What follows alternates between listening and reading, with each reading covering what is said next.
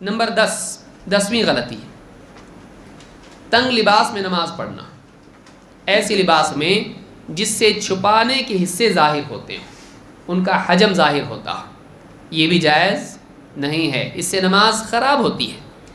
اللہ تعالیٰ نے فرمایا یا بنی آدم خذوا زینتکم عند کل مسجد، اے بنی آدم ہر نماز کے وقت اپنی زینت اختیار کرو، اپنے آپ کو لباس سے آراستہ کرو، ایسا لباس پہنو جس سے تمہاری ستر چھپائی جا سکتی ہے۔ ابن حجر رحمۃ اللہ علیہ فرماتے ہیں وَنَقَلَ ابن حزم الاتفاق على ان المراد ستر العورہ، ابن حزم نے، ابن حجر رحمۃ اللہ علیہ فرماتے، ابن حجر عسقلانی کہتے ہیں کہ ابن حزم نے یہاں یہ اتفاق اہل علم کا نقل کیا ہے کہ یہاں زینت سے مراد آدمی کا اپنے ستر کو ڈھانپنا ہے۔ کہاں سے کہاں تک ہے مرد کا ستر؟ ناف سے لے کر گھٹنے تک، اس کو چھپانا لازم ہے۔ اب چھپانے کی دو صورتیں ہیں، آپ غور کریں، ایک تو ایک کپڑا پہن کے چھپایا، اور دکھانے کی صورت کیا ہے کہ ایک آدمی اس حصے کو لوگوں کے سامنے ظاہر کرے، یا دوسری صورت یہ ہے کہ آدمی کپڑا تو پہنے لیکن اتنا تنگ ہو کہ وہ حصے انسان کے جسم کے دکھائی دے، اتنا تنگ کپڑا پہنے۔ جیسے ایک عورت ہے اگر لباس پہنتی ہے لیکن اتنا تنگ کہ اس کے جسم کے حصے دکھائی دینے لگیں، کیا آپ اس کو جائز بولو گے؟ تو پہن کے بھی وہ کیا ہے؟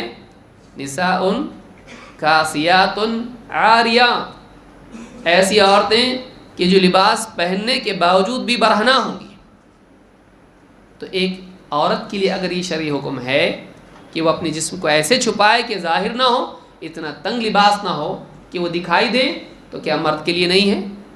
تو مرد کے لیے ناف سے لے کر آدمی کے گھٹنے تک لباس جو پہنا ہے ایسا نہیں ہونا چاہیے کہ اتنا تنگ ہو کہ اس کی جو ہے آگا پیچھا پورا دکھائی دینے لگے، بالکل یہ صحیح نہیں ہے۔ اور نماز میں ہو، نماز میں آدمی ہو اور اس کے جسم کی حجم، اس کا حجم دکھائی دے، جائز نہیں ہے۔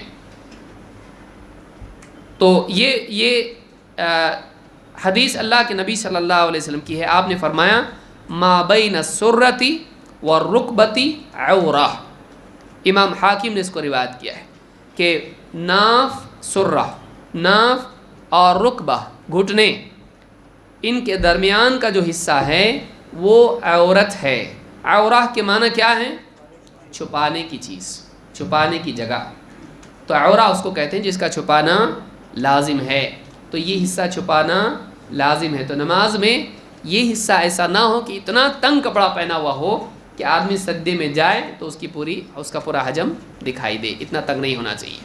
شیخ الالبانی کہتے ہیں کہ اتنی افسوس کی چیز ہے کہ ایک آدمی سجدے کی حالت میں ہو اور اس کی چھپانے کی جگہیں دوسروں کو دکھائی دے رہی، اس کا حجم دکھائی دے رہا ہو، وہ اللہ سے قرب کی حالت میں ہو اور گنہگار ہو۔